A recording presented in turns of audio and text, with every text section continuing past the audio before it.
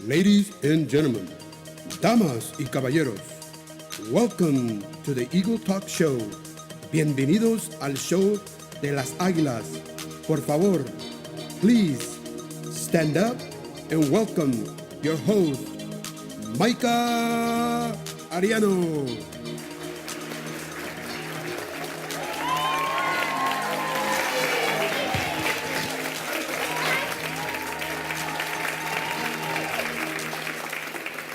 Welcome, bienvenidos al show de los águilas. Welcome to the Eagle Talk Show. You can be seated. Our show today is about it takes a village. It takes all of us, parents, partners, to educate a child in this village. Es un tema de un taller de hoy, es para educar a nuestros padres, que la comunidad es para enforzar la educación para sus hijos, como en parte de ustedes que están involucrados en la educación de la escuela de sus hijos. You are the leader. You are the first teacher of your child's education. We got wonderful organizations here that's going to provide services, materials for us today. So let's get this show started. How about that?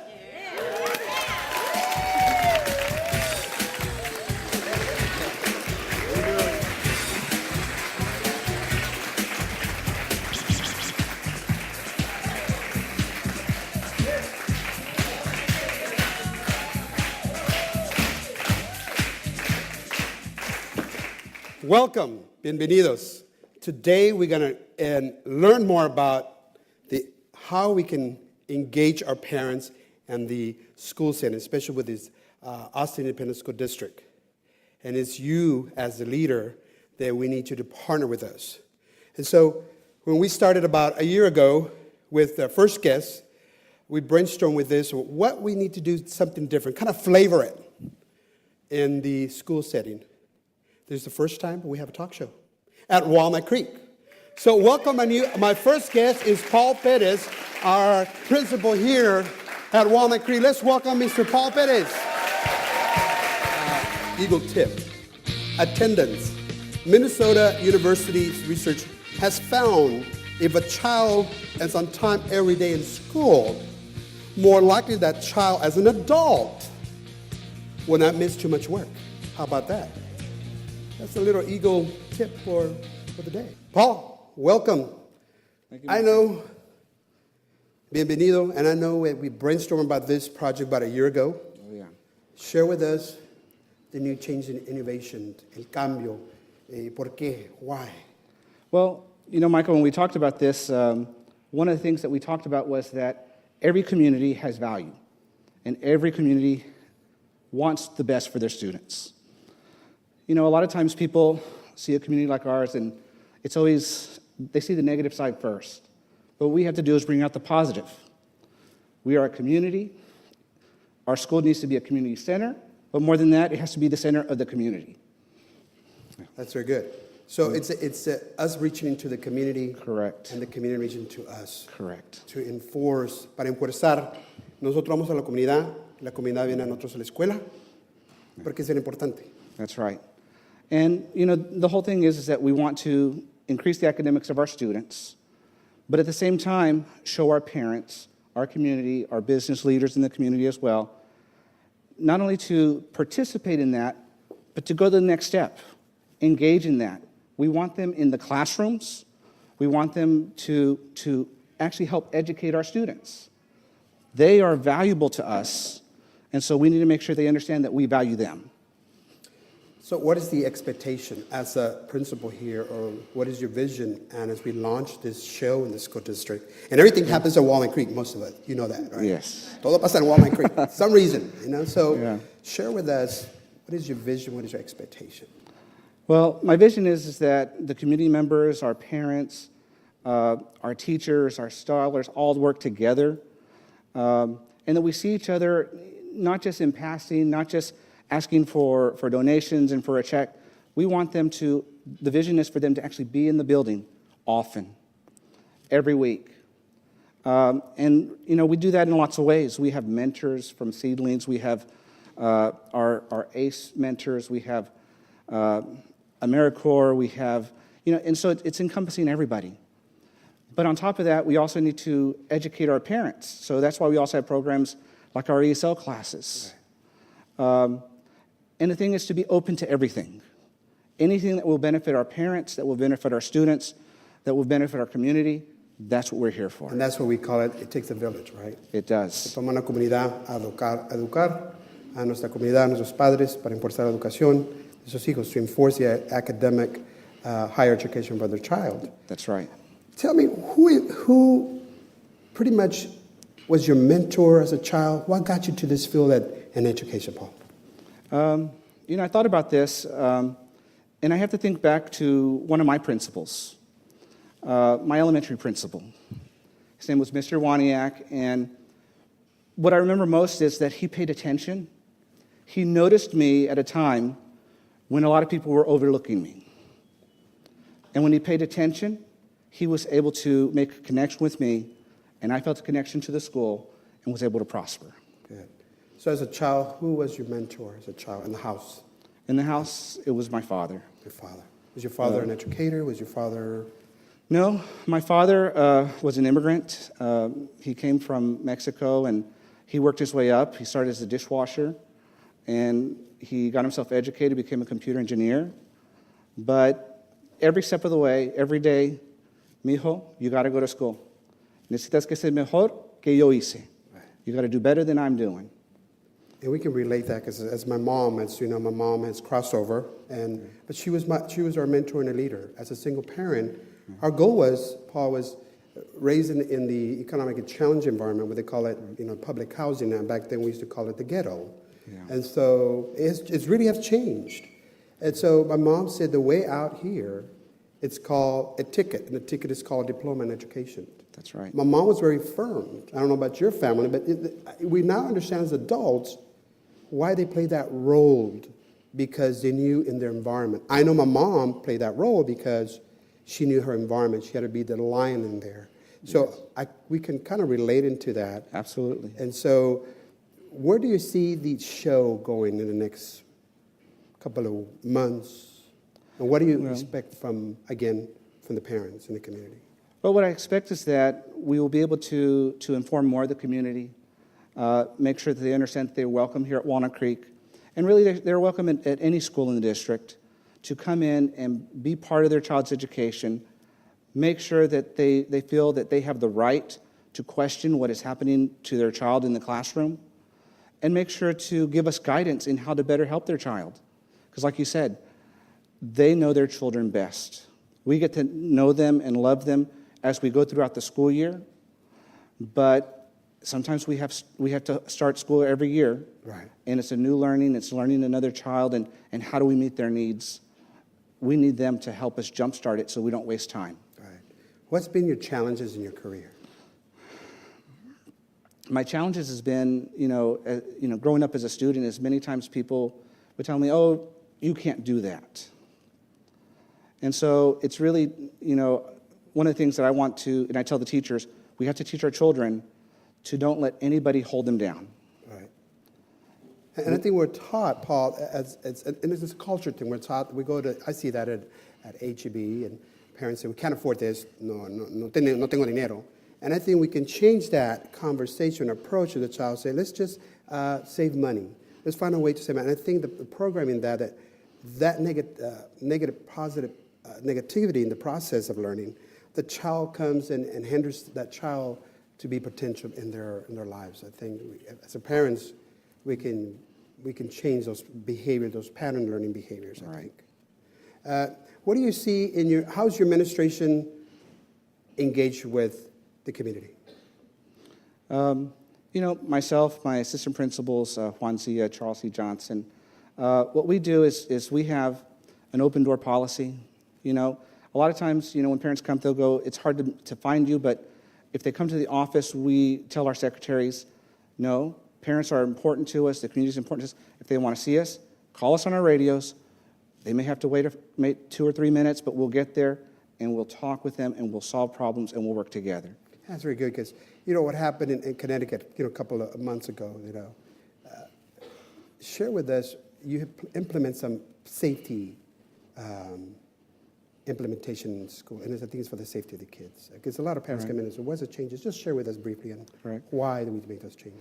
You know, we met with John Gayete from the district, you know, who's in charge of safety, and he gave us some recommendations.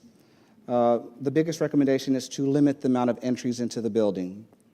And so that's one of the biggest things that we've done. We had multiple entries, and so it was really hard to keep track of who was coming in and out. And so now we're limited to one entry for adults in the front. And we still have another entry just for students, but adults know that they need to go around to the front of the building. And all adults must check in and out of the office so we know who's coming and going. I think we know there's anytime there's changes in any environment, people question. I think those changes is to accommodate people. To the processes, there's changes for the keys for safety for the kids. Correct. And it's a process when implementing those changes. We see a change in the campus here and other campuses, but we see that it's needed, and we see the difference in that. And again, it's creating the village and the safety of the village. And so before we could really close our conversation, I remember when we met years ago, and I think that you believed in the leadership that I was doing in the community, and I really tapped into your leadership. And so that together, we have really accomplished in our community the leadership that we need in here. Like you said earlier, you know, this is like a community center. Correct. There's resources. We have tons of resources here. Academically, we have here just to support the family. And I think that's the key here is really somebody to see replicate the concept that we have, the model that we have here. Right. And every school is unique, but building that resort community here, it makes a difference for the community, for the parents. And I think the open door is, and then we've seen that, open door communication with the community and the parents. Absolutely. And then teaching the parents, how can we work together? It's a team effort. It's a village. Correct. That creates that. And so anything else you want to share with us before we come to a closure, Paul? Then, you know, and I understand that people say that leadership is what drives the campus, and it is, but it's not one central person, like you said earlier. You know, when I first met you, I told you, I need someone that will keep me on track, because... Now, do I do that? You do. You do, every day. You know, I get sidetracked, and it's not really sidetracked because that's my focus, is the academics of the students. And so I'm in the classrooms, and I'm in and out, and I'm supporting teachers, and... but you keep me grounded and keep me in contact with the community, the parents.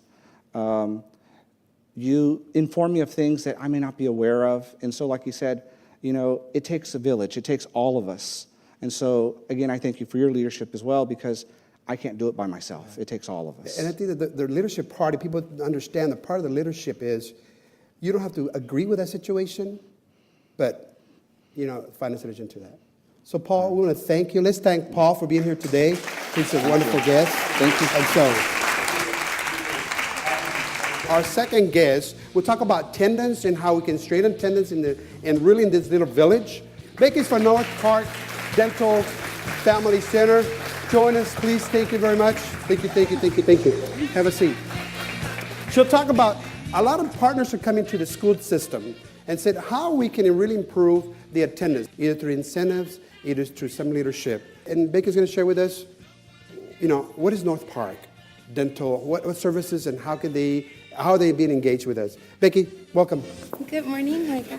Well, North Park, we're a professional organization that provides top quality dentistry to the Austin area and surrounding counties, to every child, every adult that comes in our door. And our staff, we're committed to customer service. We want everybody to have a wonderful dental experience. And also, something that I want to share with you is that what makes us different from the typical dental offices is that we don't only service the Austin area, but we also volunteer in third world countries with this nonprofit called Smile Healers. It's a charity. Yes, Okay. it's a charity, and that we founded. So we help people in Haiti and Peru currently with their oral health. And how many offices do you have here in the Austin area? We have one very close to Walnut Creek Elementary, so that's our Lamar location. We also have a new one that just opened last month in Norwood Park. So in that area, people go in to your office, learn about, as we know that if we can prevent treatment into the hygiene, the dental work, I think kids will be here in time because that affects the kids if they don't have that. They're not insured. Perhaps sometimes that happens to us in the community here with AISD and schools. And really partner with organizations like yours in business and help us to the child could be in time, which that links to us that you all do a program here that is in other schools that I know, like Hart has been part of that also too. Share with us how did you link into that program, and what do you see in the results in that? Well, as obviously part of the village, we're part of the village here, raising the kids in the community. Dental care is very important. Like you mentioned, we don't want kids to be missing school because they have toothaches, because they have problems with their mouth, and that's where we come in. We also have very late appointments so that the parents don't have to take them out of class and have them miss school. And when we partnered with Walnut Creek and Hart Elementary, and we're partnering with Future. Hopefully middle schools? Yes. Good. More schools, middle schools and high schools, that's what's next. The way that we did that is through the incentive program. And so we promote the attendance and the academic in the community with their children. And we've found that very rewarding.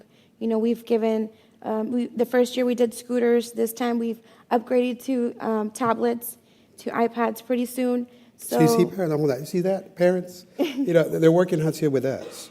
And so you do your effort as parents and engage. Partners want to see those results.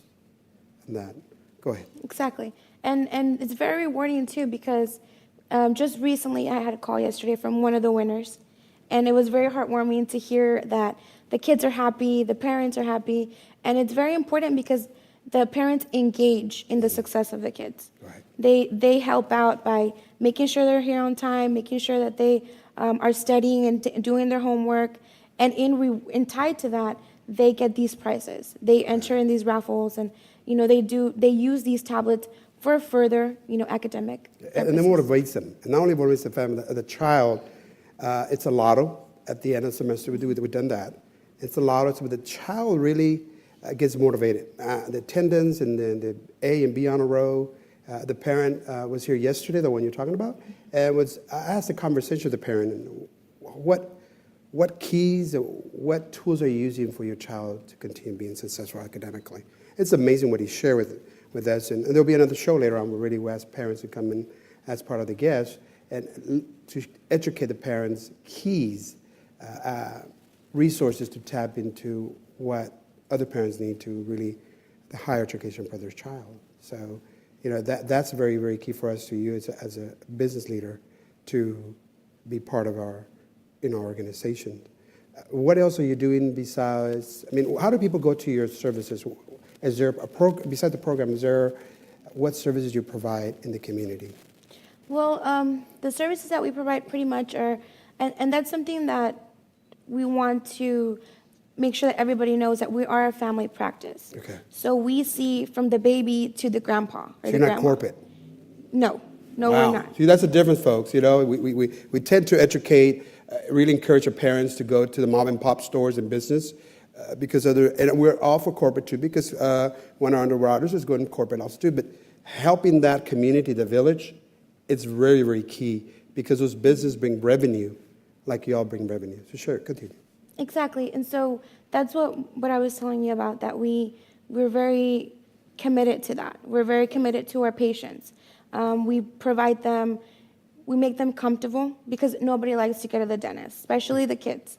Well, so we go beyond that. We give them balloons, we do a lot of incentives for them in office. Good. So that they can feel comfortable. Parents too, we offer oral sedations, the laughing gas, anything possible so that they can feel That comfortable. laughing gas really works. I've been there before. Yes, That's really good. he's one of our patients, so he can tell you. It works, especially after a stressful day. But it's interesting with us is that you do the possibility I don't know about other businesses, but especially the medical industry, that they accommodate the parents or the family to do after school appointments. And sometimes it doesn't work because their agenda, their schedule. But I've seen how y'all work, and it's very unique because you believe, and y'all believe, that education is the key for higher education for the child. We call them here at Walnut Creek scholars. We don't call them students. So share how's that working? Who implemented that to work with the Well, we have wonderful doctors, and our main doctor, Dr. Joseph Booth, he believes in that. He strongly believes. He comes from a family of dentists. His grandfather was a dentist. His brother is a dentist, and he's a dentist. So we believe that. We believe that education, it contributes more to not just yourself, but to the world in any field that you choose to be in. So that's something that we promote. Our kids are scholars. You know, we have a lot of them that come from Walnut, from all the surrounding Hart, all the surrounding elementaries and schools. And we see that they're very involved in the school. They always talk about, they're very proud of where they're attending. Right. And they share with us, you know, what they're learning, and we encourage them to keep doing that. What motivates you to go into that field? I think I just love people and seeing them smile.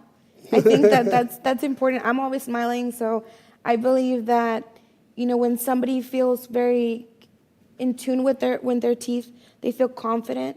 They project that. They're more engaged. Very confident because they be doing good work. And the thing that going to the office is customer service you mentioned earlier. And I think that it's to be implemented in any kind of industry business, even in public schools. I believe this, if we could really coach our staff, front staff at any business, front office, customer service, I think it's an open way for business to increase their sales, whatever that industry might be, but into the aspect of schools, we improve a quality of customer service. It's a process. Every school is very unique. I think you get more parent engagement and community. Would that make sense? Yeah? And I think that improves that. So with your business, I see that because not because I'm a patient there, but also because I know that you believe in higher education with the kids and how you all schedule the parents and our kids to make sure that they're here through the structural day. It works just phenomenal, not only for you, but for us too. Yeah, so who was your motivator as you were going to your career? I believe it was my parents, for sure. My parents, I think that's why it's so important for the parents to engage as much as they can, to be involved in their kids' life, because I had wonderful parents that would always encourage me, you know, and I was a very good student as well, you know, A student, and they always encouraged that. They always wanted me to keep reading, you know, and that's something that I very much appreciate it now. I love that they were always there every step of the way throughout my schooling, and they were always there, you know, they were my biggest cheerleaders, and that's important. You need to have that. And that is one of the, also to motivate the parents here today, that no matter what challenge we have at home, you know, I think still come and focus having time with our kids. I know the internet it's wonderful, and media, social media and everything, it's great. But I think if we spend at least 5 minutes, I'm just asking 5 minutes, okay? But just sit down with your child and really say, how was your day? I think that's a parent engagement. A lot of people think parent engagement, Becky, is about we're not demanding, we're just suggesting to parents that the key of the value of parent engagement needs to be, again, kind of implemented in their family, because we know those are the results that helps the child, that my parents are involved. And it's not only in school, but it's at home. It's 5 minutes. You turn off the TV, sit down at dinner. We're not doing that much nowadays, but we can still go back to what it was before and improve that. And so you share with us that, you know, that your motivators were your parents. And I think in a different era, it was very different than they believed. They didn't have really the tools, perhaps, the educational tools that we're providing here today with the parents, with the leadership, with information. How could they continue engaging with the parents academically? Show me, where are you? And you mentioned the new business that How is that going? What is your goal in that area? Well, that business, this new location has different hours. Like it extends our hours here. So because it is in the north area, just like the one we have right now next to Walnut, what happens is that we are trying for parents to not take the kids out of school. And so we obviously, we're just new. So we want to be able to have as many kids and as many parents and as many in the village as possible to be part of our dental home. Right. What is your vision in the programs you have with attendance awareness and incentives? What is your vision? What is the goal that you have to accomplish with other schools? Where our goal is, to have more parents involved, more kids being in the lotto. I think that's going to be, and obviously, more smiles, more calls like we had yesterday. Right, yeah. That really just warms our heart. It gives us motivation to keep doing what we're doing. Yeah. And I think that's what the parents community need to know, that we're creating that village, and this is part of the tools that we need, and to really educate our kids. The key is to be engaged as a parents, as our guests here, to be engaged with the kids' higher education. And Becky, I want to thank you.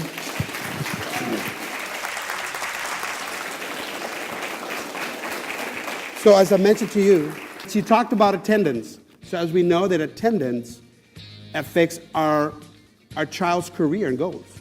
Our jobs here as educators, it's not a job. I speak only for myself. It is about my career. Even though it has challenges, like any challenges, like a marriage has challenges, but we improve every day.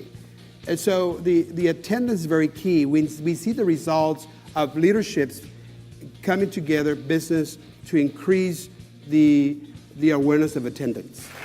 I want to thank all the sponsors. We have Wells Fargo, we have Smart Styles, we have Elliot Tyson, raise your hand out there, and he's doing the photos for us. I got so many sponsors. We have Sendero, and so I want to thank you again. Remember, always remember, you are your child's bus driver for his or her education. Recuerden, usted es el chofer del camión para darle la educación a sus hijos. Gracias, and remember, it takes this village to strengthen our community. Gracias. Gracias. Thank you. Muchas gracias. Thank you very much.